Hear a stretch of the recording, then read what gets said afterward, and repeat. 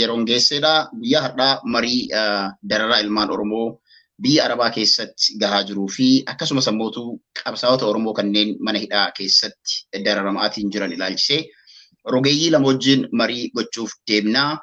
Rogeeyyiin kootis biyya Jarman irraa Sa'ad Ismaa'eeliitii fi akkasumas ammootu Dubaay irraa Hamzaan na wajjin jira. Hamzaa fi Sa'ad anaa dhufu isiniin jedheera. Welcome Atis bagana ganu de yeroon geesse galatoom. Atis galatoomii yeroon geesse bagana ganu eedan ishilundaatu. Ulfaadhaa ka hedduu yeroo baay'ee sagantaa keenya kallattii dirree rogeeyyiitiin Oromoon hedduun isaanii hordofaatiin turtanii sagantaa dirree rogeeyyii kana xiqqoo irraa jidduutti haalli garagaraa yeroo hin mijoofne addaan dhibaa'aa dhufuun keenya ni beekama. Har'a garuuyyuu dachaanee jirra. Qophiin har'a irra dhufne kuni dhimma ijoollee biyya Arabaati. Ijoollee biyya Saudi Arabiyaa keessatti rakkoon hamaan irra gahaatiin jiru ilaalchisee tokkoffaa gaheen diyaaspooraa maal ta'uu qaba. Lammaffaa mootummaan biyya sana bulchaatiin jiru anatu mootummaa biyyaati kan jedhu mootummaa akkasumas ammootu uummata Oromoo bulchuu irratti anatu mootummaadha kan jedhuu fi uummanni Oromoodhaa dirqamni isaa maal ta'uu qaba. Dararaan ijoollee keenya yookiin ammootu lammiilee biyya sanaa biyya Arabaa irratti gahaatiin jiru kun maal fakkaata kan jedhu osoo gamas hin deemnee teeknishaanni keenya viidiyoo rakkoo naannoo Arabaa kana jiru isa bira yoo jiraate viidiyoo sana gannu hadhiisu viidiyoo kana waliin daawwannee itti deebina. Mahadi.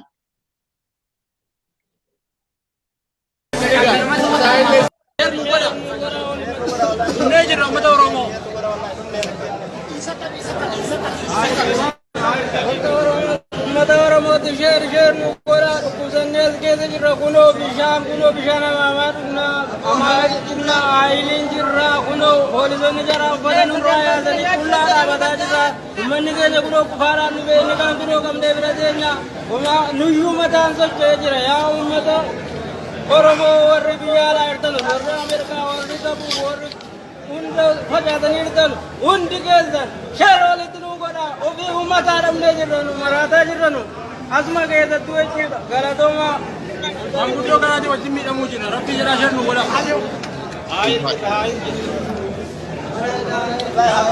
Kusata keenya illee nurraa baasutu jedhanii kusata wajjin akkasirra rakkachuu jirra. Nuti hundi keenya fayyaa hin qabnu.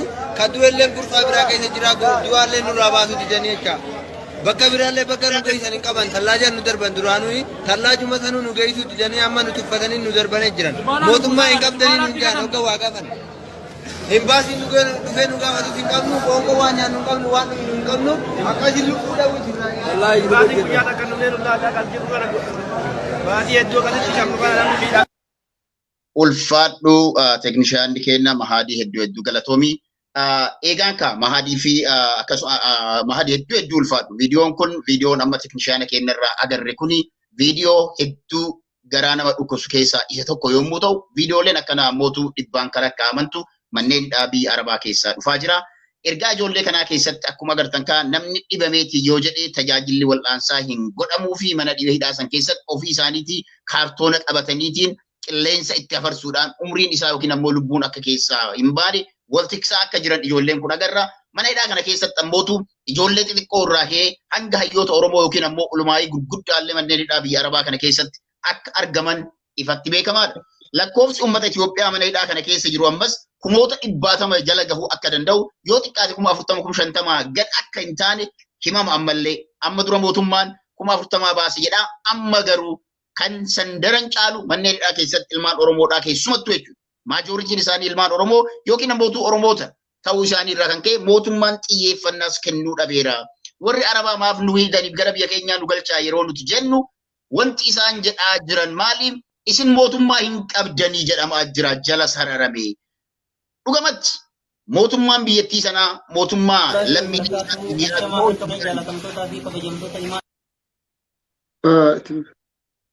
mootummaan biyyattii sanaa lammiilee isaaniitiif ni yaadamoo iyyaadu dirqamni mootummaadhaa silaa maal gochuudha kan jedhamu bal'inaan laalla.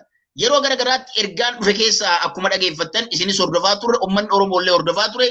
Hidhamtoonni biyyoota biraa irraa Saawudii keessatti qabamaniitiin hidhaman yeroo kamiyyuu taanaan mootummoonni biyya ijoollee lammiilee sana dafanii baafatanii gara biyya isaaniitti akka galfatan beekamaadha.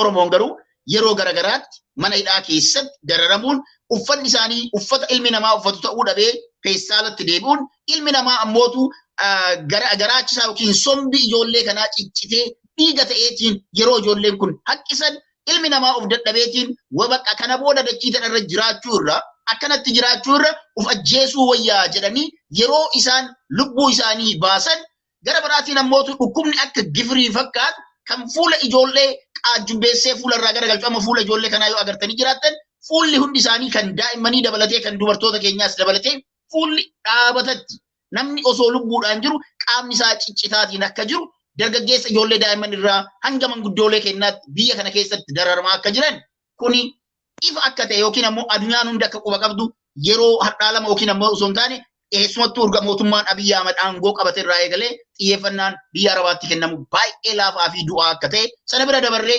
lammiileen keenya 500 jala gahan yeroo Yemen keessatti gubatan hanga har'aa ijoollee sanaaf mootummaan watakka akka hin godhin beekamaadha. Amma dararaan ijoollee kana irra jiru. Bakki jirru mana hidhaa Haayir Gadiima keessa jirra. Dararaan ijoollee kana irra jiru hammaatee jira. Humna isaaniitii ol ta'ee jira. Of jibbanii jiran.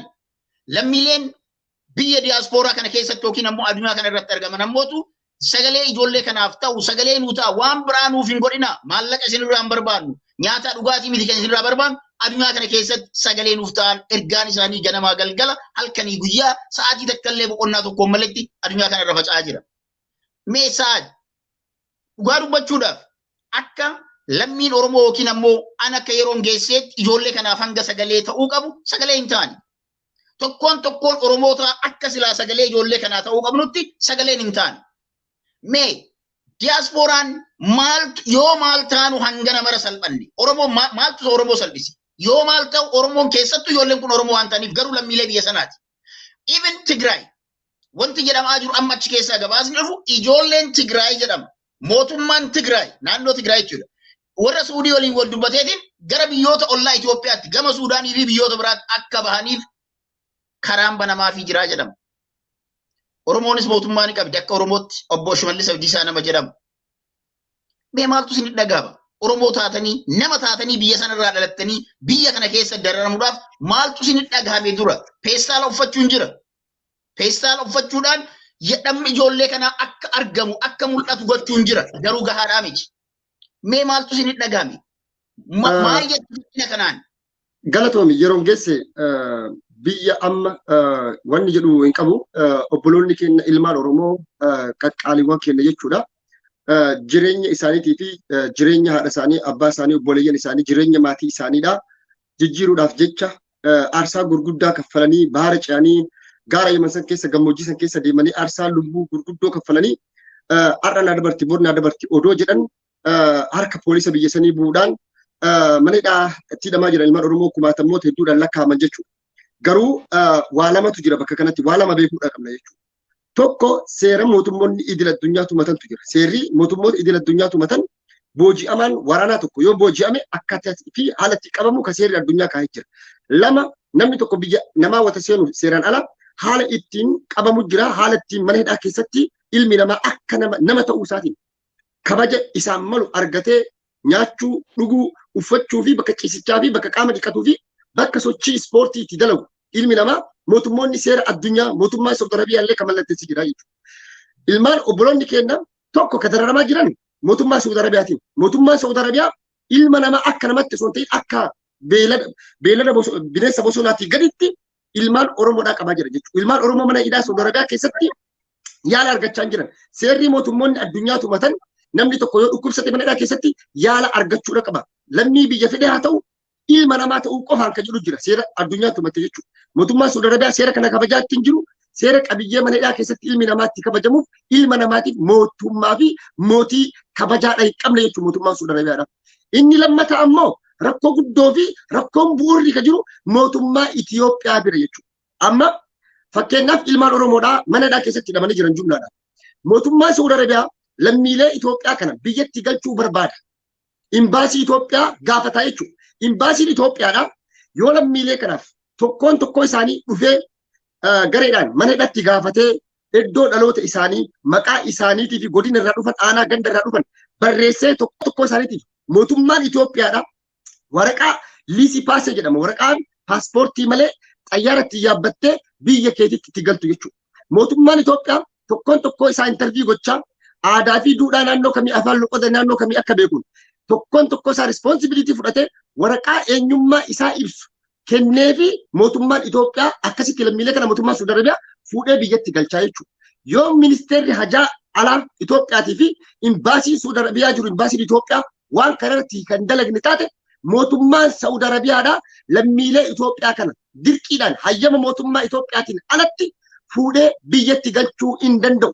Maatiin biyya jirtan kana beekaa seera adeemsa lammiin tokko biyya namaa wata seenu waraqaa eenyummaa isa ibsu waraqaa dhalootaa haa ta'u paaspoortii haa ta'uuti ID bixaaqaa mattaawaqaa waan qabaanni taate lammiin sun lammii biyya kamii akka ta'e hin beekamu jechuudha. Kanaaf mana hidhaa keessatti dararamaa jechuudha. Kanaaf lammiileen kun ammoo akka har'a lammiilee Itoophiyaa miti hin jenneef afaan Oromoo dubbachaa jiran jumlaadhaan afaan Amaariffaa warra dubbatantu jira sabaaf sablammoota keessa jira jechuudha. Kana mootummaan Itoophiyaa fi mangistiin biltsiginaa bareecha sirriitti beekaa jechuudha. Isa kana rakkoo kana furuudhaaf jiila sobaa jiila kijibaa gara Saudi Arabiyaatti ergee ture jechuudha. Garuu lubbuun hiraarri cinqaan dararaan isaanirra jiru kun waa yeroo namaa kennuu miti. Akkuma ta'eef ibsuuf yaalti yeroo geesse dhiiga tufaa jiran qaamni isaanii guutuun cittaa'ee jira. Qaama dhiqachuu hin danda'an bishaan dhugaatiin argatan nyaata argatan uffatan qaban dhukkuba daddarboo adda addaatu jira. Akka jiranitti lubbuun isaanii riskii gubbaa jirti jechuudha. Rakkina hamaa keessa jiranii jechuudha. Kanaaf nuti rakkoon guddoon kan jirtu ammallee kan jennu mootummaa Itoophiyaa biraa jechuudha. Fakkeenya tokko isinii kaasa isinirra gabaabsa. Bara 2012 yeroo biyyi Itoophiyaa mootummaan Iyaadig jedhamu jiru. Mootummaa Somaallee haa ta'u mootummaan Iyaadig jedhamu yeroo jirutti mootummaan Itoophiyaa bajata waan hin qabneef bajata xayyaaraan uummata kana ittiin deebisu waan hin qabneef mootummaan ministeerri hajaa alaa Itoophiyaadhaa IOM itti iyyate jechuudha. UNHCR itti iyyate jechuudha. IOM'n bajata isaatiin lammiilee Itoophiyaa akka galchu. Lammiilee Itoophiyaa 40 oltu gale. Ajeeroo sun magaalaa Finfinnee ture. Boolee dirree xayyaaratti dunkaanni ijaaramee kabajaadhaan ammallee birrii Itoophiyaa 6,600 fakkaate mokuma godhattee sii kennamaa yoo jimma taate baasa biliisaa laga jimma gala. Asii laga Iluu Baaboor Mooyyalee haqa Harargee Baalee Arsii fi haga Walloo Kamisatti tiraanspoortiin sii qophaa'ee kabajaan galaa turte jechuudha. Mootummaa kijibaallee yoo qabaatu taate mootummaa xiqqoollee ta'u lammii isaatiif quuqamu yoo ka jiraatu taate jechuudha. Garuu har'a mootummaan kun cinqaa kana hunda osoo agaru boo'icha kana hunda osoo agaru har'a ijoollee tana qofaa miti maatiin isaanii sammuu akkamii qaban sammuun isaanii boqochuu hin danda'u rakkoo hamaa keessa jiranii jechuudha firoonni fi aliifi furtan jechuudha. Inni waa'ee daasbooraa asirratti si xumura. Daasbooraan wanti nu gochuu dandeenyu tokko maali? Nuti warri daasbooraa gadi baanee obboloota kennaaf sagalee ta'uun dirqama lammummaa dirqama oromummaatu jira jechuudha. Gaafa kana goonu ammoo dhaabbata mootummaa imbaasii Saudi Arabiyaa duratti sagalee kenna dhageessisuun xalayaa fi viidiyoo suuraa isaanii kana wal qabsiisne itti galchuu dhaabbatoota miti mootummaa UNHCR IOM Human Rights Amnesty International warri seera idil addunyaa mirga namaatiif falman hundi akka quba qabaatanii yaala akka argachuu danda'an akka lubbuudhaan isaan survive gochuu danda'an obboloonni keenya kana irratti akka mootummaa Saudi Arabiyaa irratti dhiibbaa isaan gaggeessan dhaabbattoota imbaasiiwwan mootummoota addunyaa fi gamtaa Awurooppaa fi United Nations hundatti iimeela barreessuun xalayaa barreessuudhaan lubbuu obboloota keenyaa kana dirqama baraaruu qabna ka jedhu kanuma jedha asirratti gabaabsee sirriitti dheeressee loof kolcha isin jechuu barbaada. Galatoomi Hamzaa gama kan kennu dhufaa. Hamzaa mee atis dubbii fakkeenyaaf keessumattuu iyyuu jalli abbootii amantii biyyattii san keessatti hooggantoota sadarkaa gurguddaa irra jiran qabatee gama Suudii deemee jira. Jalli gama Suudii dhaqe kun ammootu akkaataan mootummaa Saudii wajjin ittiin wal dubbatan achirraa gabaasni bahu gabaasni harka keenya jira. Maaltu godhamee maaltu haasa'ame maalirra walii galame kan jedhus jira.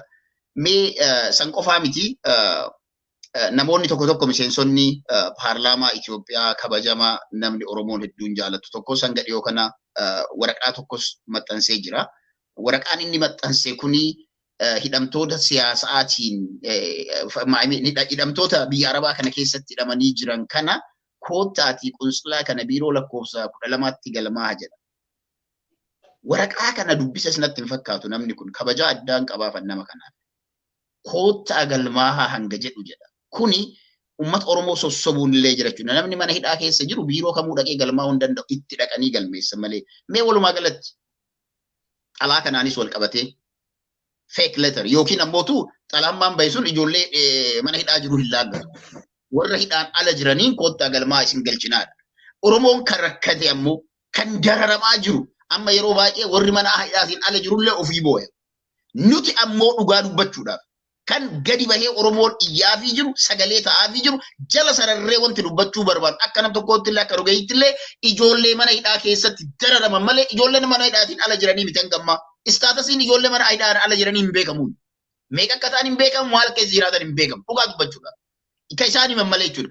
Garuu kan mana hidhaa keessa jiran kan uffanni irra dhumate amma kaasneerra kan qaamni irra ciccitu kan sobbi ciccitee somba haqqi isaatiin du'aa jiran kan uf jibbanii uffanni isaatiin jiran kan nyaata dhabanii dararaman isaan kana kan irraa dubbatamaa jiru. Gara biyyaallee akka mootummaan galchu hatattamaan kan gaafatamaa jiru isaan kana. Garuu mootummaan gara biraa jira fakkaata. Mee kanaan wal qabsiisee jila biyya san dhaqillee ollaa biyya sanaa jirtaa hubannoo bal'aa qabdaa.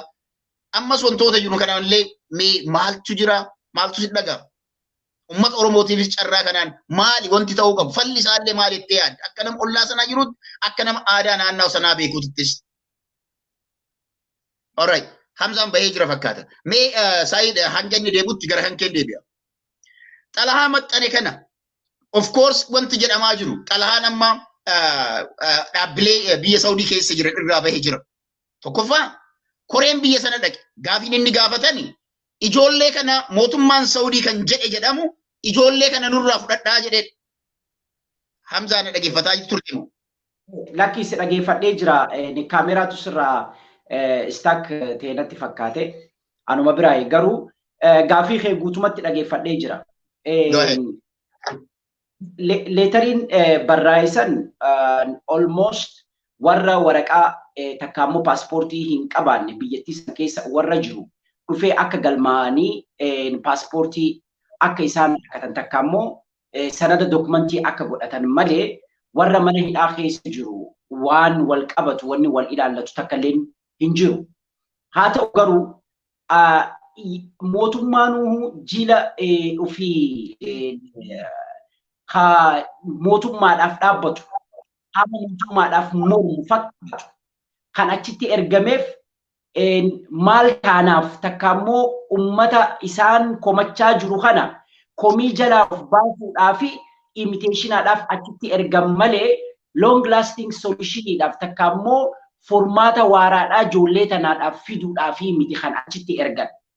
Arraan tanaa miti wanni nuti waa'ee hidhamtoota siyaasaa maali hidhamtoota Saawudii ijoollee achi keessa jirtu dararamaa jirtu kan haasawaa baane arraan tana namni attenshina itti kanneeti irraa haasawaa jira malee amata rama irraa guutuu irraa haasawaa turre ama tokkoof wayii jechuudha. Ijoollee mana hidhaa keessaa illee gadi finnee laayiviidhaan even warra mana hidhaa san keessa jiran istaatistikii isaanii guuruudhaan anaaf ati yoo yaadatte daataa isaanii guurree nama hammana nama Oromiyaa hanganatu keessa jira, Walloo hanganatu keessa jira, Soomaaliyaa hangana keessa jira, Tigrii hangana keessa jira jennee dhimma kana jala deemaa turre. Anyways, yeroo ammaan tanaatti wanni kun aggravated ta'ee attention harkateetti hawaasa guutuu ummata Oromootii fi ummata Itoophiyaa bira akkasumatti warra ummata Itoophiyaa kan biyya alaa keessa jiru diaasporaa bira yaanni kun faca'ee rakkinni isaa ciccimee jajjabaatee waan beefi malee. Haa ta'u basically rakkoon biyya ijoollee tanatti jirtu waan biraa osoo hin ta'in rakkina mootummaati. Rakkinni mootummaa kun immoo eessarraa maddaa waan jedhamu immoo laaluun barbaachisaadha. Mootummaan rakkina ijoollee tanarratti deemaa jiru. Dararaa ijoollee tanarratti deemaa jiru. Sigalee namni achi keessa jiru kuni feestaala uffatee dhukkuba adda addaatiidhaaf lamada deebii self suicideidhaaf mental retardationiidhaaf skin diseaseidhaaf lung respiratory problem adda addaatiif jechoota kan afaan Oromootti osoo because dhaggeeffattoonni keenya kallattiidhaan uummata biyyeessu jiru waan ta'eef jechoota kan osoo afaan Oromootiin irraa onnenne. Xiinsammuu miidhama xiinsammuutti akka uummanni kun karaa maraatutti uf wallaalutti achi deemaa jiran. Sigalee uummata duraan normal turan warra achi keessatti maraataa jirutu jira. Warra dhukkuba qaamaatiidhaaf kallootiidhaaf saaxilamaatu mana hidhaa san keessa jira jechuudha. dhukkuba sombaa, dhukkuba daddarboo kan ta'an, dhukkuba sombaa, dhukkuba tiruu haa ta'u, dhukkuboota adda addaatiidhaaf irra baay'inni isaanii waan akkanaatiidhaan affected qabamanii achi keessatti dhumaa jiranii awwaalawwanni jechaa jiran jechuudha. Hatta reeffi isaanii kabajaa dhabeeti feestaalaadhaan maramee gadi baafamee darbamaa jira malee akka namaatti lakkaa'amee kun xiyyeeffannoon itti kennamee awwaalamaa hin jiru. Mootummaan waan kana hin agarree jechuu hin danda'u. Wanni Oromoon beekuu qabu tokko maal? Namni achi keessatti parsantii guddaadhaan akka daataa amata lama consecutively qabnutti wanni indikeet nu godhu ijoollee Kuush irra baay'inni isaa ilmaan Oromooti. Kan aanu Affaarii fi ijoollee South Nation and Nationality. Warri afaan Amaaraadhaa irra baay'inni isaanii haasa'u ijoollee Wallooti. Kun historically wal qabatee dargaggoon achi keessatti dararamaa jiru kun guutuun isaa intentionally duraanis wanni biyyarraa bahaniif economically dhibbamuudhaan lamada deebi'ee lafa isaanii irraa fudhachuudhaaf systematically akka isaan migrated ta'an akka isaan biyyarraa buqqa'anii deeman humna as keessatti humna biyyattii san keessatti isaanitti fincilee takka immoo dhimma siyaasaadhaa dhimma economiidhaa dhimma dalagaadhaa nutti kaasuu danda'a warra jedhuuf kanaaf akka isaan biyyarraa baqatan godhanii wanni rakkina kana irraa hiikuu hin barbaanneef mootummaanu durumannaa'u hawaasirraa kaasee mootummoowwan Itoophiyaadhaas darban guutuun isaanii akka Oromoon baqatu, akka Walloon baqatu, akka Affaar baqatu, akka Somaaleen baqatee biyya namaa keessatti rakkatee akka du'uuf. So mootummaan kun uummata kanaadhaaf fala waarawaa fiduu hin danda'u jechuu hin danda'u. Garuu maali dhiibbaan itti godhamee citizenoota isaa kana achirraa gadi baafachuun dirqama isaati. Maaliif imbaasiin achi kaayame san Sa'iid na dura tuqee jira. Namni hidhamaa tokko ta'e biyya tokko keessa yeroo jiraatu seerri namni hidhamee itti qabamu jira. Imbaasiin biyyattii san keessa jiru warroota mana hidhaa san dhaqee mirgi isaanii maal fakkaata, maal nyaachuu jiran, akkamitti kunuunfamaa jira waan jiru follow up godhuun mootummaarra jiru ture. Imbaasii san imbaasii Saudi Arabiyaa keessa jiru, Jiddaa keessa jiruu fi bakka konsulaalee ture jechuudha. Garuu haa ta'u kana hunda osoo xiyyeeffannoo kanneenii fi hawaasa isaa irraa jira jechuudha. Maal jechuudha? Nama adda baafachuu hin dandeenye. Sigalee nama hidhame kana Somaalee haa ta'u, Naajeeriyaa haa ta'u, waan biraa haa ta'u jechuudhaan wanni ijoolleen dubbachaa jirtus wanni mootummaan Saudi Arabiyaa jechaa jirus xiinxalaa laala. Mootummaa hin qabdan nuun jechaa jiranii. Waan kana irratti piinii godha. Akka gaariitti irratti xiyyeeffachuun barbaachisaadha. Mootummaa hin qabdanii. Mootummaan biyya Afrikaa tokko gaafa Saudi Arabiyaa keessatti uummanni isaanii irraa hidhame guutumatti xiyyaaraa ergeetiti maal godhe zeegaa kiyya takka immoo lammii kiyya hidhamee jiru guutuusaa xiyyaararra naa fe'eetiti naa kanni anaatutu fudhataa jedhee irraa baafate. Arra Boeingii gurguddaa meeqa qabna? Kan wanniidhaaf itti fayyadamaa jiru, tireediidhaaf takka immoo diinagdeedhaaf itti fayyadamaa jiru. Arra Boeingiin 7, Boeingiin 5 ummata kanaaf godhamee mootummaan anaatu responsibility fudhata. Anaa ummata kiyya kana outsource godhee addaan baafatee ka fedhe ka biyya biraatis natti seene lubbuun isaanii immoo gaaga'ama keessa seenuu hin qabdu jedhee silaa baasuu ka danda'u. Dippiloomaasii fi biirokiraasii itti heddummeessee lubbuun ijoollee tanaa xalayaa adda addaatiin waan adda addaatiin gaaga'amaa jira jechuudha. Amma nuti wanni gaafachaa jirru waan biraatii miti.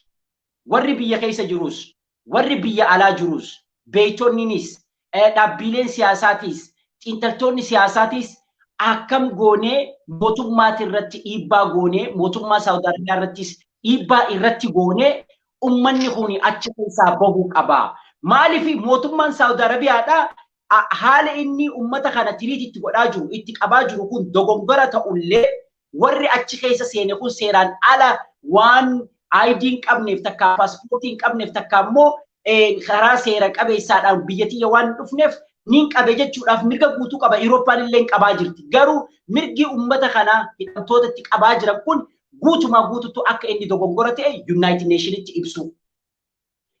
Red Cross itti ibsu. mootummaalee addunyaadhaa kan Yuuroopaatti ibsu, Ameerikaatti ibsu, miidiyaalee addunyaatiidhaaf immoo ibsu deen hamma tokko, hamma danda'ame tokko haga mootummaan Itoophiyaa diktaataraa san fala ijoollee tanaadhaaf godhamu mana hidhaa san keessatti akkamitti isaan kunuunfamuu, tiriit akka isaan itti godhamuu danda'an, improvementiin tokko, fooyyeensi tokko akka dhufu dhiibbaa karaa biyya alaa warri diiyaasporaa jiru karaa duula tiwutariitiidhaan itti banuudhaan xalayaalee orgaanaayizd taate barrooyiteedhaan karaa miidiyaalee aljaziiraatiif, BBCtiidhaaf, CNNidhaaf erguudhaan viidiyoolee kana itti erguudhaan waan amma achi keessa deemaa jiru kana expose godhanii mootummaalee addunyaatis akka isaan irratti dhiibbaa godhuu danda'u itti godhanii ijoollee tanaadhaaf qooqa ta'uun ni danda'ama. 100% ni danda'ama. Mootummaan basically durumaanuu Oromoo waan hin feeneef humni kun yoo dhufe humna kaleessa diinagdee qabsoo Oromoo gargaaraa ture. Dhageeffadha. Mootummaan kun bar intentionally beekaati callisee malee osoo hin beeknee miti. Silaa arra ummanni kuni Gondarii fi Gojjaam irraa kan dhufan silaa ta'e immediately solution kan ture. Namni afaan kana haasa'ee live seenee rakkina isaa himachaa jiru ummata Oromooti. Ummanni Oromoo biyyuma keessattuu intentionally akka ajjeefamu godhaa jira. Biyya alaatti bahee mootummaan biraa irraa ajjeese humna irraa hir'isuun kuni basically waan godhamaa jiru waan ta'eef Oromoon biyya keessa jiru, hayyoonni biyya keessa jiran waan kanaadhaaf warraaqsi addaadhaa dirqama barbaachisaa waan jedhu. Maaliif mootummaan kun beekaa rafee waan jiruuf beekaa rafee jira. Warraaqsi addaadhaa haadhaa fi abbaan nu amma siyaasaa mi kan gaafachaa jiru. Ijoolleen dhukkubarraa haa baraaraman. Uf ajjeesaa jiran, self suicide godhaa jiran. Lubbuu nama meeqaa young generation dhabaa jirra. Kanaafuu lubbuun tuni akka isiin seef taatu dirqama mootummaa kanarratti warraaqsa godhu. Mee osoo beelawaa jiran, rakkachaa jiran, mee Abiyyiin ani waan takkoon isa gaafadha. Akka nama humanity tokkotti namni akka fedhellee haa ta'u, waan fedhellee badii fedhellee haa qabaatu. Namni citizeniin lammiin isaa tokko, namni maqaa Itoophiyaa, maqaa Oromoodhaa, maqaa sabaa fi sablammii tokkoo himatee bar siyaasaa dalaguu waan biraati. Arra Abiyyiin yoo barbaade siyaasaadhaan Itoophiyaa san mo'achuu jara kana xiyyaaraa guutuu ergeeti ummata kana Itoophiyaa keessa siyaasaa mo'achuu ni danda'a ture. Let me give him assignment. Waan tokko indicate haa godhu. Lubbuu ummata kanaa yoo oolchuudhaan siyaasaadhaaf fayyadamuu ni danda'a ture. Garuu waan inni gowwoomeef I don't know. Oromoo waan ta'aniif garaa itti jabaachuu, sabaa sablammii waan ta'aniif garaa itti jabaachuu yoo taate malee kanuma tabiraa itti dhufna. Yaa dubbiilee jiru kaastanii tuttuqxanii wantootuma muraasa irratti dabaluun barbaada. Tokkoffaa amma rakkoo ijoollee Suudii kana yeroo irraa dubbatamu namoonni garaagaraa keessattuu kaadireen biltsiginnaadhaa wanti jarri jettu hidhamtoota siyaasaa hidhamtoota Saudi Arabiyaa kana siyaasaa fi oolfatinaa jiru. Dubbiin kuni namni sagalee nama ofiitiif ta'u lammii ofiitiif ta'uun siyaasaaf oolfachuudhaa miti. Garuu silaa dubbii kana garagalchee akkuma atuu kaasti siyaasaadhaaf oolfachuu kan danda'u deeggarsa uummata isaatu argachuu ittiin horachuu kan danda'u mootummaa kana. Mootummaa kana. Kana wanti jedhuuf maali? Dargaggeessa dhamana hidhaatti rakkatu kuni obboleeyyan isaaniiti kan waraanaa naannoo lafa aristii Amaaraa yookiin ammoo naannoo Amaaraa kana daangaa isaanii tiksuudhaaf kan dhumachaa bahe obboleeyyan isaaniiti dhiiraa dhalaan jechuudha. Dargaggeessa akka isaanii kana jechuudha. Humni kun ammoo osoo gara biyyaatti galee humna oomishaa osoo godhanii biyyattii sana keessatti guddina biyyattii sanaatiif gahee olaanaa taphatan. Gahee olaanaa dargaggeessi kun jechuudha. Kanaaf mootummaan Itoophiyaa kana bira darbee amma waan argaa jirru jira. Kana wajjin wal qabsiisee jala sararree wanti kaasuwan. Mootummaan Itoophiyaa jilli Saudii dhaqee gaafii isaan gaafate jedhanii kaasan keessaa wanta akka kaasee jala sararree waan bira dabarru. Tokkoffaa mootummaa Suudiitiin mootummaan Suudii ani xiyyaara tikeeta nan kafalaa. Xiyyaara isinii kafalaa, xiyyaara buusee hanga biyya keessanii isinii geessaa, ijoollee keessanirraa fudhaa, lammii keessanirraa fudhadhaadhaan. Jilli dhaqee ammoo lakkii xiyyaarri gahaadhaa miti. Xiyyaara qofaa miti kan barbaannu ijoolleen kun waan ittiin gad dhaabbachuu danda'an waan gad dhaabbataniif isaan barbaachisaa. Gaafii jedhu dhiyeessan. Maal jechuudha? Maallaqa biraa akka ijoollee kana yoo qe'ee isaanii ittiin galan ittiin bulanii oolan as fidaa waan jedhu gaafatan. Mootummaan Suudii ammoo kuni dirqama kootii miti. Lammiilee kan kee nyaachisuun, sooruun, bulchuun, gad ijaaruun, hojii isaaniif banuun dirqama mootummaa keessaniif kan jedhu irratti wal dhabanii akka adda deeman ifatti dubbatameera. Kun wal dhabamee osoo jiru ammoo ummata ittiin sossobuudhaa fi namoonni tokko gadi bahanii ammas olola oofan yookiin kaadiroonni biltsiginnaa ol oofan ummanni biyya keessaa dhageeffachuu akka hin qabne kana jala sararee walitti himuun barbaachisaadha. Kun kanaan osoo jiru laal mootummaa Suudiitiin maallaqa nuu kennaa jedhan. Kamaal ittiin godhu tikeetallee muraa ijoollee kana biyyatti illee galchaatii waan isaan gara manaa ittiin galan kennaa jedhu. Ani gaafii kanatti ta'e abbootiin qabeenyaa biyya sanaa kan miiliyoonaan mootummaa kana waraana biyyattii sanaa deeggaranii ummata lafarraa duguugsaa turan. Ijoolleen kun I am sure that mootummaan gaafii dhiyeesseef taanaan guyyaa ijoolleen kun booletti gadi bu'an Suudii irraa hanga booleedhaa bararaa sa'aatii sadiiti. Ganama sa'a 12 kaanaan bariitee lafti sa'aatii 3 hogguugeetti ijoolleen kun boolii jiran. Ummanni Itoophiyaa keessatti geejjiba qabu, transportationii qabu, boolee irraa fuudhaa godinaan voluntarily maallaqa keessan baasaa godina hunda ijoollee kana galchaa yoo jedhan abbootiin qabeenyaa biyyattii sana kan akka godhan an shakkii takka illee hin qabu. Ni godhu kana jararaa kana arguu namni barbaadu hin jiru. Lammii ofiitiifuu namni ittiin deebi'u kana. Kanaaf mootummaan Itoophiyaa transportationii ijoollee kana mara ittiin galchuu iyyuu hin barbaadu. Dhugaa dubbachuudhaaf kan gabataa agar jedhanii in miiliyoona 5 nama tokkorraa walgahii hiraata irratti guuranii ijoollee kana transportationii namoonni kun kafalanii Harari galchuu, Wallagga galchuu, Ilitti galchuu, Boorana galchuu, Baalee galchuu hin dadhabamu. Hin dadhabamu. Gara biraatiin ijoolleen maan hidhaa keessa jiran namoonni mana hidhaa keessa jiran kunni walakkaan isaanii qabeenya warra qabu dhugaa walitti himuudhaaf. Walakkaan isaanii biyyatti warra qabeenya horate warra mana qabu warra konkolaataa qabu hundatu sababa carraa Itoophiyaa irraa dhalachuu qofaan mana hidhaatti dararamaa jiran. Kanaaf mootummaan Itoophiyaa kanaan uummata sossobuu hin qabu. Ijoollee kana booleen baafnaan boolee booda maatiinuu hin dhiisu ummanni Itoophiyaatu hin dhiisu ummanni nu ni galcha mootummaan sababa hin taane karaa irraa kaasaa jennaan. Inni biraa kan mataa nama dhukkubsu Sayid. Wanti mataa nama dhukkubsu keessa kan argine gocha Shimallis Abdiisaati.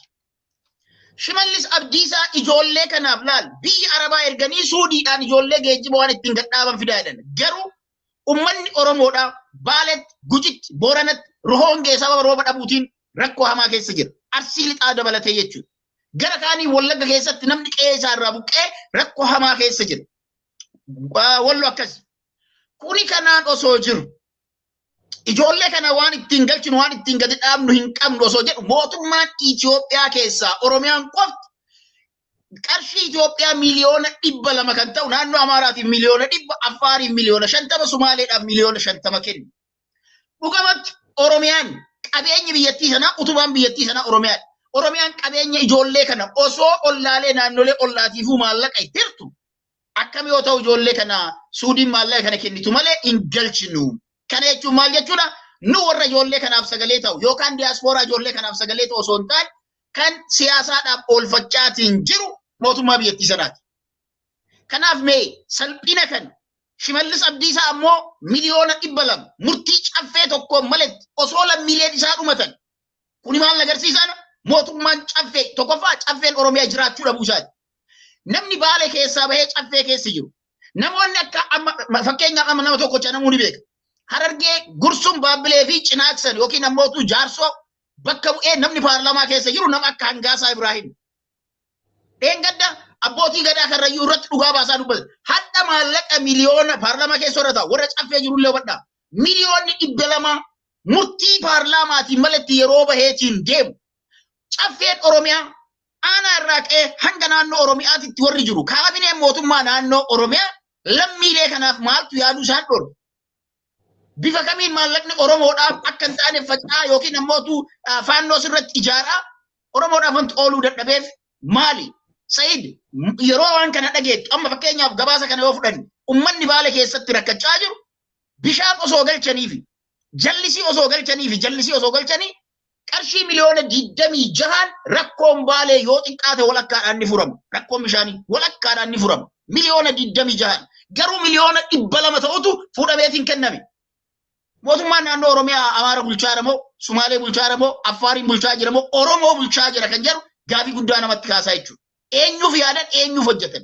Maallaqni kun ammootu xiqqaatee guddatee dhabaatee illee kaleessa guyyaa waraan Tigraay wajjin jiru kiisa ummata Oromoo dirqanii maallaqa irraa guuran. Naggaadee Oromoo irraa maallaqa guurame. Gibira haadha Oromoo irraa maallaqa guurame.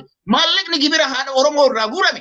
Diinagdeen haadha Oromoo abbaa Oromoo kiisa Oromoo seenaniitiin abbaa Oromoo irraa guuran. yoo ijoollee kanaaf ta'uu hin oolle wantummaan inni naannoo biraa bira deemee saba naannoo biraa tajaajiluuf maali? Mootummaan naannoo jiraachuun isaa jalqabatti lammiilee naannoo kan keetii tasgabbeessu jireenya isaanii irratti adda durummaan itti gaafatamummaa. Erga kan kee namni tokko ibidda hiriyaa irraa yookiin namarraa kan dhaamsu jalqaba ibidda qaanqee ofirraa buusaniiti. Qaanqee ofirra jirtu osoo ofirraa hin buusin naannoo biratti na argaadhaaf deemuun maal jechuudha? Eessa jirra? Shimallis Abdiisaa ija kanaa yoo laalle lammii Oromootiin maali? Abbaadha jennee yaaduu dandeenya. Pirezidaantiin naannoo tokko abbaa naannoo sanaati. Abbaa naannoo sanaati. Akka maatiitti jala bulcha. Namni kun garuu dantaan inni lammiilee kanaaf qabu akka hin jirre agarsiisa. Gaddi itti dhagame tokko hin jiru. Waan kana gochuudhaaf kana godhaa jira jedhee tarkaanfiin inni fudhate tokko hin jiru. Mee maaltu hin dhagama Sa'iid kana wajjin wal qabsiisi? Wanni kun beektaa waan har'a qofa baratamee miti. Pirezidaantiin mootummaa naannoo Oromiyaadha. Kilabii Faasil Addas jedhamu. Kilabii Faasil yookaan immoo Gondariif nama miiliyoona 25 kenna. Kilabii kubbaa tokkooti jechuudha. Amma duras gargaarsa adda addaa bifa adda addaatiin godhaa turan jechuudha. Har'a garuu yeroo beelladoonni Booranaa akkasitti beelaan dhuman mootummaan Oromiyaa gargaarsa inni godhe agarra. Garuu uummanni Oromoo akka sabatti lammiidhaaf hadooduudhaan daasbooraan Oromoo kan biyya keessa kan biyya Arabaa jiru hundi isaa har'a gargaarsa isaanii malu godhanii jiran akka dhuunfaatti dhaabbatonni dhuunfaa godhanii jiran gargaarsa beellanni nyaatu gargaarsa ilmi namaa nyaatu kan mootummaan godhin agarre nu. Baala yeroo akkasitti isiin hongee uumamaatii fi hongee gartee bishaan dhugaatii dhabuun loon qabeenya isaan qaban gaalli ra'oonni akkasitti irraa dhumanii beelaa fi dheebuudhaaf saaxilamanii rakkoo hamaa keessa turanitti warroonni ammallee tiraakara meeqa fe'ee deemu kan agarru irra ustaaz Raayyaa fa'a argaa jirra. Wanni mootummaan uummata kana akkasitti gargaaraa jiru tokko hin jiru. Aanaa daawwee sarara, daawwee qaachan, raayituu, aanaa sawweena, aanaa beeltoo, gammoojjii baalee hunda isaa keessa deemanii har'a gargaarsa kennaa jiru. Mallaqa diyaaspooraan Oromoo walitti qabee biyyatti ergaa jiru. Oromoo gargaaraa jira, lammiitu lammii isaa gargaaraa jira. Mootummaan bajeta isaatiin, miidiyaa isaatiin buqqaatota fakkeenyaaf finxaaleeyyii Amaaraatiin naa qabadda. Finxaaleeyyii Amaaraatiin uummanni Wallaggaa baay'ee miidhamaa jira. Uummata Wallaggaa kanaaf sagalee ta'uun dirqama lammummaatii jechuudha Oromoo. Finxaaleeyyii Amaaraa faannootiin buqqaa qa'ee isaanii qabeenya isaanii dhiisanii magaalaa biratti baqachaa jiran. Naannoo biratti buqqaa'anii baqachaa jiran. Isaan kanaaf mootummaan Oromiyaadhaa lammii isaati gargaarsa maal godhaafii jira. Ka Booranaatiif akkas, ka Baaleetiif akkas, kan Harargeetiif illee akkas rakkattoota Harargee keessa hedduutu jira. Rakkoo hedduu jira. Gujii keessa akkas. Odoo Oromiyaan beeloftu, odoo Oromiyaan dheebottu, maallaqni Shimallis qabu miiliyoona takka qabaachuu dhabuu mala. Yoo kaatu taate malee, yoo kagattee aannan bobba'ee zarafe taate malee, maallaqni har'a maqaa Oromiyaatiin, maqaa naannoo Oromiyaatiin fuudhanii Amaaraa miiliyoona 100, Affaarii 50, Sumaaleedhaa 50 kennan itti of jaalachiisuuf kennan kun maallaqa haadha Oromoo harka micciiranii boochisanii irraa guuran. Warra gabayaa shunkurtii, hiika shunkurtii fi dinnichaatii maantiba gurguran gabarra deemanii hidhataan gandaatii fi bulchaan gandaa maallaqa dirqiidhaan manarra deemee ilmaan Oromoo irraa guuran jechuudha. Akkuma amma dura dubbatame miliyoona 600 ol meeshaa rasaasa waraanaatti binna jedhanii haadha Oromoodhaa haadha miskiinaa boochisanii maallaqa irraa guuran maallaqa gibira Oromoo irraa guuranii fi maallaqa dirqiin uummata Oromoo irraa sassaabanii har'a naannoo biraatii maallaqa kana facaasanii gurguraa jiran. San qofaa miti. Shimallis Abdiisaa har'a xayyaara kireeffamee fi deemaa jira yaa obboleeyyan kiyya. Xayyaara Itoophiyaatiin mika deemaa jiru. Naannoo Amaaraa kadhaqe. Naannoo Affaar kadhaqaa jiru. Xayyaara dhaabbata organization Afrikaa East Africa irraa kireeffatanii har'a Shimallis Abdiisaa akka mootummaatii olitti naannoo ambaa keessa deemee maallaqa hiraa jira jechuudha. Maallaqa miliyoona lakkaa'amu hiraa jira jechuudha. Maallaqni inni hiru kun akkuma ati jette maallaqni kun bajata uummataatii qabeenya Oromiyaati. Maallaqa Oromiyaatii fi qabeenya Oromiyaa kana beekamtii caffee Oromiyaatiin alatti odoo ilmaan Oromoo Harargee keessatti raarfamaa jiran. Odoo ilmaan Oromoo Baalee keessatti beelaaf saaxilamanii dhumaa jiran. Odoo ilmaan Oromoo Wallagga keessatti jumlaadhaan ajjeefamaa qe'ee isaanirraa buqqaa qabeenya isaanirraa buqqaa beelaaf saaxilamanii rakkoo fi gaddadoo keessummeessaa jiranitti.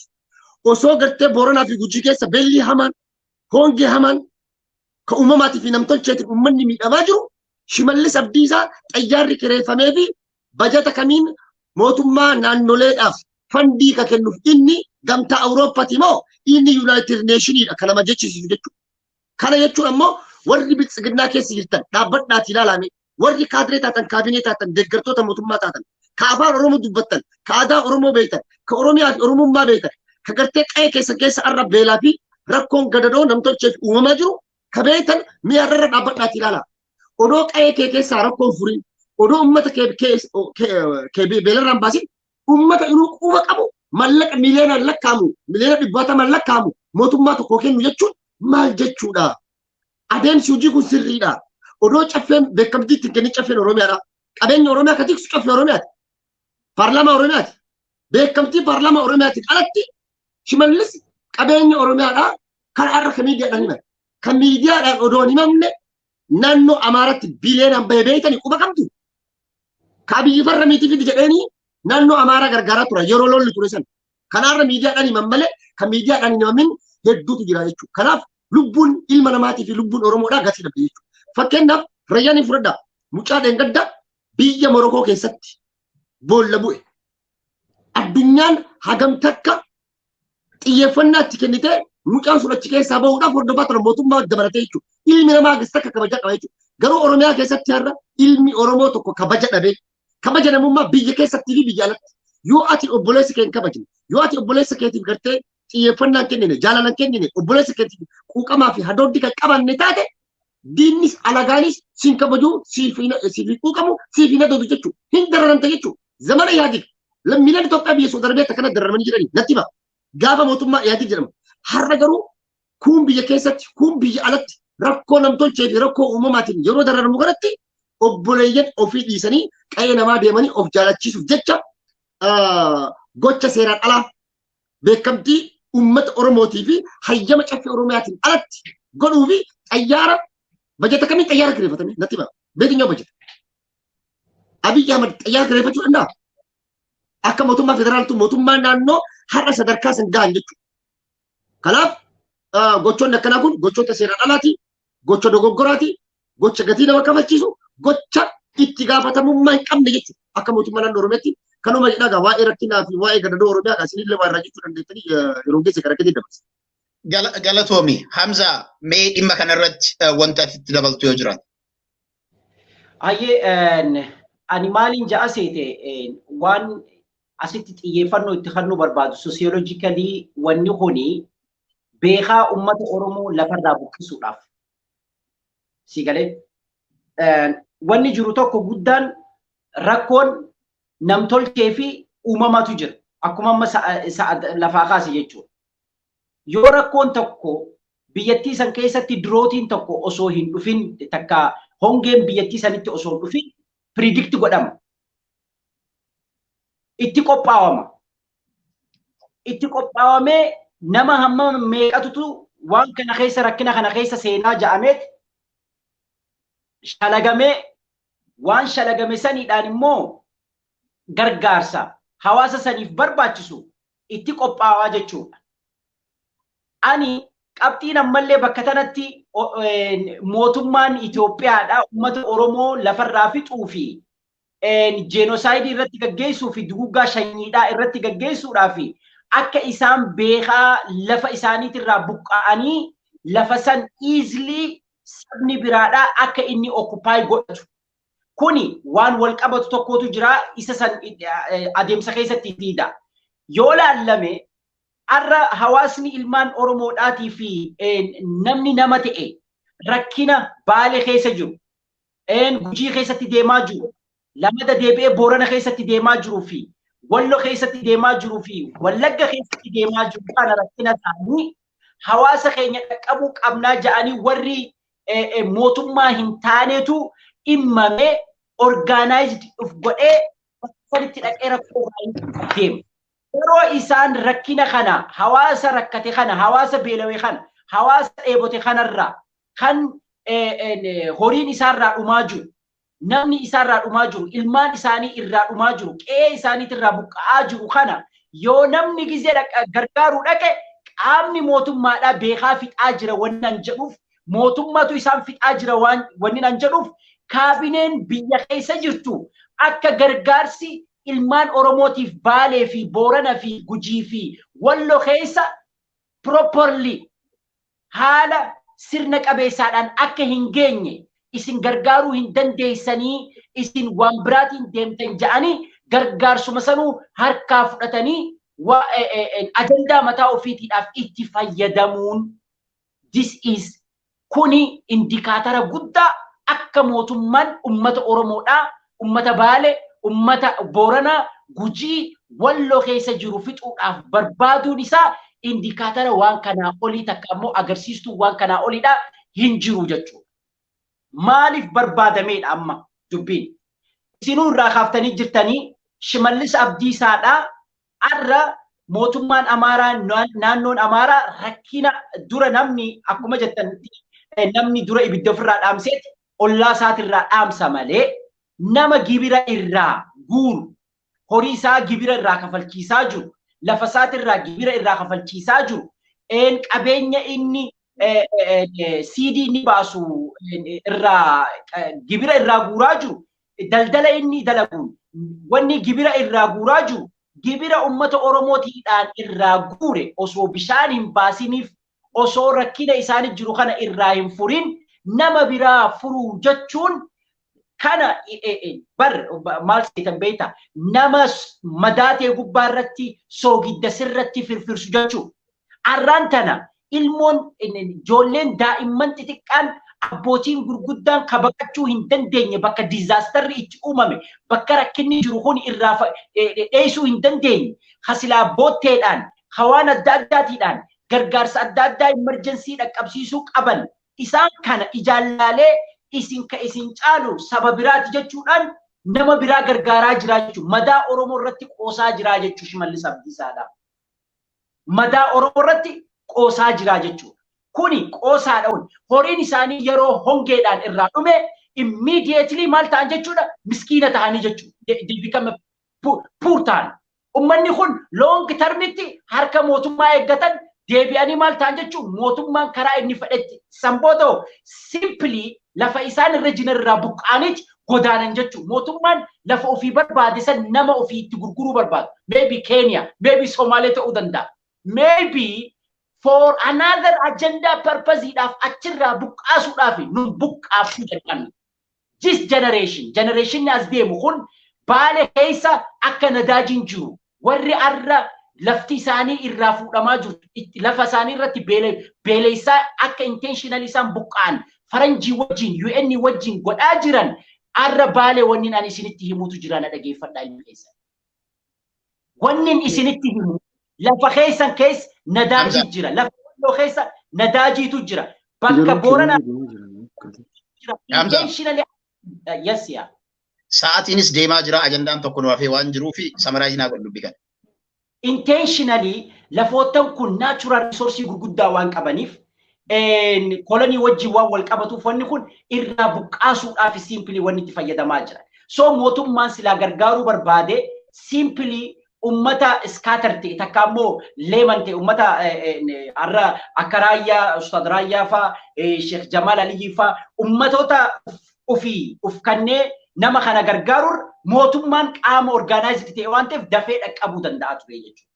Kana lamada rakkoolee biyya tanaa hiikuudhaaf bishaan akka ati jettetti riigii maali bishaan qotanii baasuuf miliyoona 26 arraan tan ammoo qabeenyi kan namaa jiru miliyoonataa miti biiliyoonataan kan namaa jira. Arraan tana even yoo barbaade Shimallis Abdiisaa qoonqoo takka ammoo midhaan walitti guuree Oromiyaa keessa fuudhee kannuu hin danda'a ture. Siigalee organized godhee jechuudha. Akkuma Amaara gargaaran sanitti. Lamada karaa Baaleetiidhaanii fi karaa Booranaa fi karaa Wallootiin kanaan buqqaasan. Karaa Wallaggaatiin wanni isaan nama buqqaasaa jiraniif lafti san akka Amaara taatu. Amaaraayzeeshiniin lafa babal'ifachuu isaa karaa itti deemamu. Lafti san jiituu waan taateef ajjeesuu, jenosaayid godhuudha, lola itti banuudha, mana isaanii gubuudha. Achiin immoo beeleessuu asiin mana isaanii gubanii irraa buqqisuu akka inni Oromoon bakka san irraa buqqee lafti san eenyuuf barbaadamtiidha. Now this is an assignment for all ummata Oromoo hundaafuu kun assignmentii ta'uu qabaadha anamma. Alaartiidha wani galatooma. Galatoomi walumaa galatti wanti ta'aatiin jiru Oromiyaa keessatti wanti gaggeeffamaatiin jiru karoora Mallas Zeenaawii amma dura dubbate galmaan gahaa jirti ijoolleen Oromoodhaa ofiin jettu tunniin maali Mallas Zeenaawii amma dura kan jedhe Oromiyaa bal'oo xiqqeessuun ni danda'ama. Uummata bal'aas Oromiyaa bal'oo dhiphisuun uummata bal'aa xiqqeessuun ni danda'ama. Shimallis Abdiisaa waggaa tokko dura as bahee maal nuun jedhe Oromoon rafee buluu hin beeku. Halkanii guyyaa walirraa kun dhaabbachuu qabaa kan jedhu jedhe. Kanaaf lakkoofsa uummata Oromoo xiqqeessuun yoo uummata Oromootii hojii uumuu dadhabde nama fixuudhaan karoorfamee jira jechuudha. Tokkoffaa waraanaan fixaa jiran. Lammaffaa beelaan yeroo beelli nam tolchees ta'ee kan uumamaa jechuudha. Kan uumamaa kan hongeen kun itti bu'ee mootummaan dantaa saba sanaaf hin qabne beelaan namni lafarraa dhumatu. Kan uumamaa sun kan uumamaati. Kan nam tolchee kan jennu kan Wallagga Gujii fi akkasumas immoo Walloo keessatti duula irratti bansiisanii faannoo Amaaraa ijaaranii Oromoo irratti duulchaniitiin uummata lafarraa duguugsisan. Gara biraatiin ammoo lafa Oromiyaa jedhamtu tan Wallaggaan har'a faannoo itti duulchisanii lafa Wallaggaa fudhataa jiran, qabeenya Wallaggaa horii oofataa jiran, ilma namaa ammoo lafarraa duguugaa jiran. Kuni lafa Oromiyaa dhiphisuudha. Gara naannoo Karrayyuu kana yoo fudhatte abbootii gadaa lafarraa kan fixaa jiru eenyu mootummaadha. Kun uummata Oromoo lakkooftu lafa uummata Karrayyuu ammoo fuudhanii naannoo Amaaraatiif kennuun. Walloon akka danda'anii mummuranii naannoo Amaaraatiin kennuun. Tigraay irraa as bal'isanii naannoo Amaaraatiin muranii kennuun. Lafa gammoojjii Baalee muranii Sumaaleen baxxansuun gara biyyoota hundaatti kennuun kuni karoora Mallas Zeenaawii dubbate har'a jarri OPDOdhaan TPLF inni jibbinaadhaan hojii irra oolfataa jiraachuu isaanii ifatti agarsiisna. Kanaaf Oromoo dammaqi. Ajandaan dhumaa sa'aatii daqiiqaa muraasa nurraa fi dhiifama guddaa garuu dubbii guddaa tokkotu nurraa hafe. Dubbiin guddaan kun dhimma hidhamtoota siyaasaa adda bilisummaa Oromooti. Hidhamtoonni siyaasaa adda bilisummaa Oromoodhaa mana hidhaa keessatti dararaan isaan irra gahaa jiru. Sababni isaan itti hidhaman, sababni kafaa'oo miseensonni kafaa'oo itti hidhaman garaagarummaa tokkollee hin qabu. Abdii Raggaasaa badiin inni adda dalagee hin jiru. Koloneel Gammachuu Ayyaanaa badiin inni dalagee hin jiru. Hidhamtoonni siyaasaa Oromoodhaan aktiivistoota walakkaan isaanii bin aktiivistoota. Walakkaan isaanii hooggantoota uummata Oromooti. Hooggantoonni uummanni Oromoo kunniin yeroo garagaraatitti manni murtii bilisaan gadi baasee poolisoonni naannoo Oromiyaas ta'ee mootummaa naannoo federaalaa yookiin ammoo naannoo humna addaa kunniin jara kana mana hidhaatii gadi hiisuu dhiisanii mana hidhaa itti jijjiiraa mana murtii koortii irra jijjiiraa jireenya isaanii jiruu mana hidhaa godhaa jiran. Jiruun jara kanatti hadhaawe saba kanaaf jecha, anaaf jecha, si'iif jecha, jaalanne jibbinellee dantaan addaa isaan qaban wayituu hin jiru. Gaafiin jara kanaas gaafii uummata Oromooti. Oromoo tokko hiikanii Oromoo tokko hidhatti dhiisuun sirrii miti. Sana bira darbee ammas hidhamtoonni siyaasaa ABO'dhaa kanneen mana hidhaa keessatti dararamaa jiran kun hangar istiraayikii irra jiranii jedhamee guyyoota torbaan jala gahaa jira. Nyaata dhaabanii jiranii nyaachuu. Garuu miidiyaa irratti dubbiin kun ajandaa miidiyaa ta'ee argaa hin jiru. Uummanni Oromoo maaf callise? Hayyoonni Oromoodhaa dhimma kanarratti miidiyaalee Oromoo irratti dhimmi rakkoon hayyoota kanaa guyyaa kaleessaa Jawaar Mohaammed Faati Baqqalaa Garbaa Faati isaan kana dabalatee Jawaar Mohaammed Faati Koloneel Gammachuu Ayyaanaatiif mirgi isaa eegamuu qaba. Uummanni keenya ammoo hidhamtoota kana dhaqanii gaafachuu qaban jedhanii nyaata dhaaban. Guyyoota 40 wali bu'an ni du'umoo ni bahan osoo jennu kadhaa meeqaan rakkoo meeqaan galata namoota waan sanallee garagalchuu danda'aniif galata guddaa qabnaa. Wanti sun dhaabbatee har'a lubbuudhaan jiraatanii hooggantoonni kafaa'oo mana hidhaatii bahan. Hooggantoonni ABO ammoo sadarkaa sanarra jiru har'a. Dhimmi kun dhimmi manni murtii walaba jedhee gan nama dhiise tokko maal abbaa keessanii fiddanii anatu isinii beekaa abadan anatu isinii malee seera cabsaniiti miti. Kanaaf yoo ani Shimallis Abdiisaa yoo hin ayyamin Abiyoot Kaasaa yookiin ammoo Abiyyi Ahmad yoo hin ayyamin mana hidhaatii bahuun hin dandeettan jedhanii namoonni muraasni aangawoonni muraasni maqaa Oromoo himatan hayyoota kana dhallee mana hidhaatti dararaa jiru. Saaji maal ta'uu qaba dhimma hayyoota kanaa Oromoon akkuma kaleessaa keessattuu hin diiyaaspora kaleessa sagalee gadi baanee sagalee ta'aa turre uummata Oromooti. Uummata Oromoo kanaaf yookiin ammoo hooggantoota kanaaf ammoo sagalee hin taanu taanaan hooggantoota kanaa irratti ni cal'isna taanaan tokkummaan Oromoo illee hin jiraatu. Dhugaa jala sararree walitti himna. Tokkummaan Oromoo jiraachuu jechuun Oromoo Wallaggaa irratti cal'isu yookiin ammoo Oromoo dhaaba tokko qofaaf dubbattee dhaabni tokko yoo cal'ifame taanaan this is shame on us.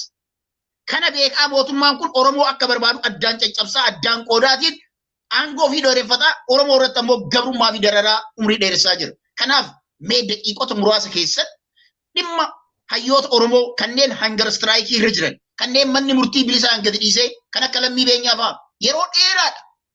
Mana murtii yeroo takkaa miti 2-3 walaba jedhanii gadhiifaman har'allee abbaan irree garuu isaan kana irra taa'ee jira. Maaltu isin dhagahama? Oromoodhaaf dhaamsa maal qabdu?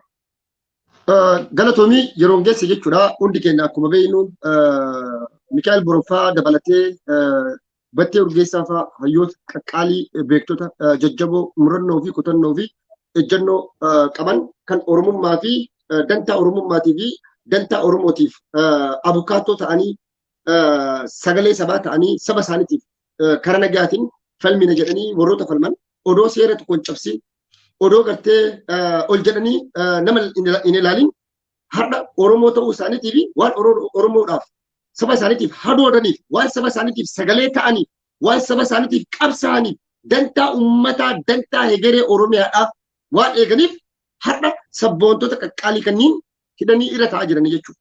Badiin isaan dalagan badiin isaan hojjetan yakki isaan dalagan tokkolleen hin jiru jechuudha. Har'a Mikaa'el Booran Koloneel Gammachuu Ayyaanaa fa'aa mootummaa federaalaa magaalaa isaa qabee gadhiisa fakkeenyaaf. Yoo poolisiin federaalaa magaalaa Finfinnee gadhiisa immoo kan godina addaa naannoo Oromiyaadhaa fuudhee kaan Galaanitti kaan ammoo Sabbatatti kaan Burraayyuutti bakka iddoo garaagaraatti hidhaa jira jechuudha. Kana jechuun biyya san keessa adeemsi seeraa hin jiru jechuudha. Mootummaan hin jiru jechuudha. Budunii garee maafiyaa tokkotu biyyattii bulchaa jira jechuudha. Seerri biyyattii cabee jira. Olaantummaa seeraa hin jiru. Seerri mana murtiidhaa hin kabajamu jechuudha. Seera mana murtii qaamni hin kabajne qaama poolisii isaa ta'uuti qaamni mootummaa kamuu biyya kamuu keessatti gocha fudhatama hin qabne seerri biyyattii cabee jira jechuudha. Qaamni seera sakkiisu har'a manni murtii yoo dhageetti kadhabu taate biyyattii akka bulchaa jiru maafiyaadha maal fiddaa akka fedhetti si bulchaa ol si ciree gasi ciree gara fedhe alatu si oofa mootummaa jedhu jechuudha. Har'a hoogganaa keenya abbaa keenya jechuu ni dandeenya. Jaaldaawwan isaa ayyaana mana isaaniitti hidhaa keessa jiran hidhaa dhaabbataa keessa jiran dubbachuu hin danda'an hafuura baafachuu hin danda'an maatii isaaniitti wal quunnamuu hin danda'an hawaasa Oromootiin miseensotaa fi deeggartoota hooggantoota jaallan isaaniitiin wal arguu hin danda'an jechuudha. Kana jechuun mootii abbaa irrootatu sirna abbaa irrootatu sirna akkanaa kana raawwata jechuudha. Asii kan gochaan immoo waliigaltee biyyoolessaa jedha waliigaltee sobaa waliigaltee kijibaa kan gartee rakkoo fi gadadoo siyaasaa rakkina siyaasaa fi biyyattii sanatti dhufe furmaata osoo hin taane daranuu rakkoo dheeressuuf mootummaan rakkoo siyaasaa rakkoo diinagdee fi gaaga'ama biyyattii san keessa jiru furuu dhiisee har'allee mootummaa suuraa ka'uudhaaf ganda keessa deemu jechuudha. Odoo rakkoon meeqaatam biyyattii kanarratti akka wanti itti dhaattee jirtu rakkina siyaasaa biyyattii san keessa jirtu furuu dhiisee har'allee suuraa ka'uudhaaf Shimallis Abdiisaa suuraa ka'uuf gulufa kun suuraa ka'uuf gulufa bajeta meeqa fixaa jiran isaan bajeta silaa har'a miila biyyattii kana beela oolchuu danda'u waan beela oolchuu danda'u waan uummata buqqee kana deebisee qubsiisuu danda'u har'a isaan itti girfisanii akka barbaadan akka fedhii isaanii biyyattii san godhaa jiran jechuudha. Kanaaf hooggantoonni adda bilisummaa Oromoo gochi isaaniirra raawwate gocha fudhatama hin qabne gocha seeraan alaati gocha gartee seera lablummaati. Mootummaan kun gocha seera lablummaa raawwata olaantummaa seeraan kabaju mootummaan kun mootummaa murna maafiyaa garee guruppii gaangistara jechuu ni danda'a akka kijatti jechuudha. Namni seera biyyattii uummanni tumatee kabaje. Namni gartee mana murtii poolisiin mana murtiidhaaf hin ajajamne seera jira jennee dubbachuu dandeenya. Kaabbootii gadaa karrayyoo gartee jirte jumlaadhaan kan ajjeese poolisii Oromiyaa ajaja poolisii Oromiyaatiin ajjeefaman jumlaadhaan hayyamni kennamee fi maatamni itti dhaamee ajjeesa rashara jedhanii duugaa sanyii gochi shukanneessaa gocha jabina gocha hammeenya irra raawwatan. Ilmaan Oromoo meeqatu Wallagga keessatti dhaa keessa baafamee ajjeesa. Ilmaan Oromoo Boorana keessatti ajjeefaman Gujii keessatti xiyyiitii 20 mataa keessa dhaanii rashara meeqaa jiru. Seera to'annoo seeraa jala oolanii jechuudha. Kanaaf mootummaan kun mootummaa beekamtii qabu miti. Mootummaa seeraa fi olaantummaa seeraallee kabajuu miti. Gabaabseetu bakka lama jira. Galatoomi Hamzaa gama kan kee dhufaa qabxiilee lama wayii kaasa kan adda balee. Hooggantoonni siyaasaa ABO'dhaa kanneen amma har'a mana hidhaa keessa jiran kunniin kanneen akka dhugaa dubbachuudhaa fi wanti nama dhibu tokko Sibaat Naggaa mana hidhaatii fi hooggantoota Tigraay sanneen kan waggaa 27 rakkoo gurguddaa saba irraan gahaatiin turan biyya irraan gahaa turan hiikaniiti. Namoota akka Abdii Raggaasaa fa'aa namoota akka Lammii Beenyaa fa'aa Koloneel Gammachuu fa'aa Mikaa'el Booranaa fi ijoollee hedduu even ijoollee aktivistoota Yaloo Mubanti deemsaa turan mucaa akka Wobii fa'aa mana hidhaatti dararuun kun akkamitti ilaalta tokko kana gaafii nan qabu. Lammaffaa Hunger striking hooggantoonni kun nyaata dhaabanii jiran jedhamee ajandaa miidiyaa hin taane. Ajandaa hawaasa kanaas hin taane. Maaliif? Hamza. Na jalaa fudhatteen si gudraa waa'ee Sibaat Naggaatii fi aangaa'ota TPLF ol'aanaa kana mana hidhaa keessaa baasuu wanni hidhamtoota siyaasaa ilmaan Oromoodhaa kan ABO'dhaa kan hidhaman kan. Waa sadiitu jira yeroon geesse wanni nuti quba qabaachuu qabu. Biyyattiin san karaa ce'umsaatti haa deemtu ja'ame. Ni ja'ame malee basically waan kanaadhaaf barbaachisu prerequisite waan kanaadhaaf barbaachisu hin guutamne preconditioning qabu. Mana hidhaatirraa Jawaar baasuun KFO hidhamtoota siyaasaa KFO'dha baasuun unconditionally ture. Waan expect godhamee miti. Qabsoo Oromootu isaan baasuu qaballee lamada deebi'ee intentionally waan godheef qaba. Namni kun jechuudha. Arra humniti biraadhaa itti jabaachuudhaan baalaansiin qabsoon siyaasaa biyyattii gita itti gaggeeffamaa jiru kun jijjiiramuudhaan sodaa wanni san yoo irratti ida'amte TPLF yoo irratti ida'amte nuti kaleessa dippiloomaasii dhiibbaa godhaa turre biyya alaa tan Ameerikaadhaa irratti baay'achaa kan deemtu yoo taate Dr. Abiyyiin akka aangoon isaa achi keessatti dheeraa hin taane waan bareef siyaasaaf fayyadamuudhaaf hidhamtoota siyaasaa ilmaan Oromoodhaa baase. Den hidhamtoota siyaasaa ilmaan Oromoodhaa garii baasee garii hambisuun isaa there is no any ideology difference between KFO and ABO. Karaa nagaatiin qabsoolee jaanii biyyatti galan. Qawwee harkaan qaban uummanni ABO. Karaa nagaatiidhaan Koroneel Ayyaanaa faadhaa lammii beenyaa faadhaa haruma nagaatiin qabsaawaa turan waan biraatiin qalama isaaniitiin sammuu isaaniitiidhaan mirgi Oromoodhaa haa eeggamu jedhanii qabsaawaa turan. Garaagarummaan KFO fi ABO iddoo jiru wanni takka illee hin jiru. Oromummaa Oromiyaa eegsisuudha. Mirga uummata Oromoodhaa akka eeggamu godhuudha. Abbaan filatame haa bulchuudha malee isaan garaagarummaan obboleeyyan keenya iddoo jiru wanni takka illee hin jirtu. Garuu mootummaan waan kana waa lamaaf godhe. Yoo isaan gadi bahan ta'e hayyoottan mana hidhaa keessatti dararaman kun Jawaar Faanis, Hamzaa Booranafaas, Baqqalaa Garbaa warri hidhamtoonni siyaasaa KFO'tii fi ABO'dhaa kaleessa akka isaan iddoo seenanii bittinneessan tokkummaa Oromoo bittinneessan san waan beekaniif barnoota irraa fudhatanii without any precondition collaboration uumuu danda'an uummanni kun. Isaaf tireetiidha. Sodaa guddaadha. ABO fi KFO'n hidhamtoonni isaanii bahuun Abiyyiidhaaf uummata Oromootiidhaaf cidhaa Abiyyiidhaaf immoo boohicha tahaa waan ta'eef.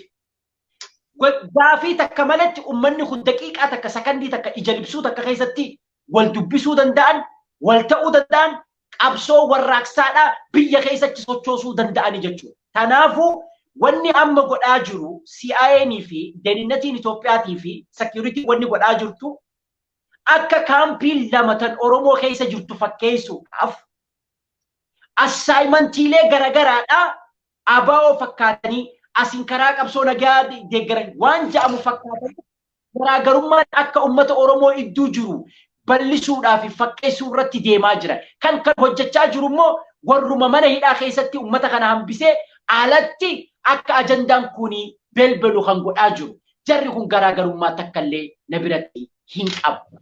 Wanni sodaate Sibahat Naggaadha TPLF amata 27 ABO'n bar nu bulchee nu miidhee qeensa nurraa muree takka ammoo nu rakkise takka illee hin jiru. Garuu jarri qeensa nurraa buqqaase.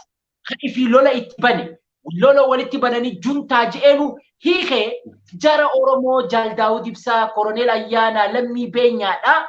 Wanni isaan rizinni mana hidhaa keessatti turuu danda'aniif maaltu jira yoo ati jette there is intentionally deliberately waan dalagamutu jiru. Kara dogongora tokko kan uummanni Oromoodhaa baay'inni isaa ifi hayyoonni isaanii hayyoonni keenya waan dalagan tokkoon dubbachuu barbaada. Mootummaa san sirreessee jira akka gaariitti isa beera. Akka gaariitti. Maaliif seerri biyyattii san keessa hin jiru seeraa jiran jedhina. Seerri wanni hin jirre yoo manni murtii gadi dhiise poolisaa qabe jechuun enee laqqawallau anta yaazau no inji akka seerri procedure tokko akka jiru fakkeessuudhaaf imitationaaf wanni san godhama malee wanni seera ja'amu tokko illee hin jiru. Unity nama tokkodhaan biyyattiin san takkaammoo murna maafiyaa ta'eedhaan ka ikonomii fi humna isaa walitti qabatee biyyattii san akka inni ofii fadhetti akka bozanetti bulchuu barbaadutu jira malee mootummaan wanni ja'amu caasaa mootummaan hin jiru. Kanaafuu wanni naan jedhu ilmaan Oromoo amma confusiona keessa jirra. Lafaa kaa. The time amma yeroon Itoophiyaan ce'umsa keessa jirti ja'amu rakkina abiyyiin ofirraa furuudhaaf ilmaan Oromoo gadi dhiise malee nu gadi dhiisuudhaaf miti mirga nu deebisuudhaaf miti. Warraaqsa ammallee warraaqsaadhaaf tan addaa taate revolution addaa ta'eef qopheessaa sammuu teessaniin jaa galatooma. Galatoomi sa'aatiidhaan ala waan deemnee jirruuf sagantaa har'aa ergaa dhumaa qofa jalas dubbadheetiin ofirraa xumurra. Eegaan kan hangammaa namoonni yookiin ammoo Oromoonni nu daawwataatiin turtan sagantaa amma dura qophii duree rogeeyyiitiin hojjetaa turre har'a ammoo qophii addaatiin dhufnee sagantaa kanaan dhufuu kan nu barbaachiseef sagantaan qophii duree rogeeyyii sun yeroo garaagaraa wantoota garaagaraatiin addaan ciccitaa turuurraa kanaaf qophii addaatiin dhufnee guyyaarraa. Kanaaf aktiivistoonni Oromoodhaa, uummanni Oromoo biyya keessa jirtan dhaamsi nuti isinii qabnu akka rogeeyyii Oromoo tokkoffaa ijoollee keessan kanneen mana hidhaa keessa jiraniin mootummaan akka isinii galchu gaafii carraa argattan hundaan dhiyeessaa. Yoo dandeettan hiriira bahaa gaafadhaa. Keessattuu dubartoonni Oromoodhaa ateetee bahuu dandeettan, hiriira bahuu dandeettan, malkatti baatanii rabbiin kadhataa fakkeessaa mootummaa kadhachuu dandeettan. Yoo waan biraa godhuu dadhabdan kadhachuu hin dadhabdan. Kanaaf dubartoonni Oromoo, abbootiin gadaa Oromoo inuma jennaan mallee yoo jiraattan ammas abbootiin amantii Oromoo akka rabbi jedhutti amantan taanaaniin hojii keessan kan akka isinirraa eeggamu hojjedhaa uummata keessaniif dirmadhaa. Inni biraa aktiivistoota Oromoo TV warroota miidiyaatiin ergaadhaan qabu yookiin ammoo nuti qabnu tokkoffaa ajandaan dhimma Wallaggaa fi dhimma Gujii keessattuu rakkoon beelaa Gujii keessatti deemaa jiru hammeenni Gujii irratti raawwatamaa jiru Oromoon tokkollee hangammaa irraa hin dubbanne dhimmi kuni bal'inaan dubbatamuu qaba. Rakkoon Wallagga keessatti deemaa jiru rakkoo Oromiyaa hunda boqonnaan orguudha. Rakkoo hamaa olaanaadha. Yeroo tokko Wallagga yeroo jennu namoonni dhalataa naannoo sana qofaa miti. Wallagga keessa Oromoon bal'inaan Harargee irraa bu'ee achitti safarsiifameera. Zamana pirezidaantiin Oromiyaa Junaayid Saaddoo turetti jechuudha. Uummanni sun dararaa addaa jala jiru yeroo ammaan tana. Dhugaa dubbachuudha. Dararaa addaa rakkoo hamaa irra jira. Kanaaf miidiyaaleen Oromoo, aktiivistoonni Oromoo dhimmoota kanneen irratti sirriitti hojjedhaa. Inni biraa hanga fala argatutti rakkoon Suudii kana dharra mari'annee fi Yemen keessatti gaggeeffamaa jiru ajandaa miidiyaa ta'uu qaba. Gaafiin Oromoodhaa gaafilee kanneeniif deebii akka argatutti hanga ijoolleen kun qe'ee abbaa isaanii yookiin biyya abbaa isaaniitti galanitti halkanii guyyaa Oromoonni waan kana irratti hin callisinaan diyaaspooraadhaaf dhaamna. Warri diyaaspooraa dirqama keessan bakka garaagaraatti mari'ataa jirtaniif ol guddisaatii iskooppii isaa ol kaasaaf hojjedha. Inni biraa jaalanne bireellee uummanni tokko yoo ijaaramin Oromoo ijaarmaa isaa dhabamsiisuu, Oromoo hooggansa isaa dhabamsiisuun ifatti beekameera. Oromoo cabsuun hooggansa mataa isaa cabsaa deemu, ajjeesaa deemu. Mataalee Oromoo keessaa inni tokko yookiin dameen tokko hooggantoota ABO'ti.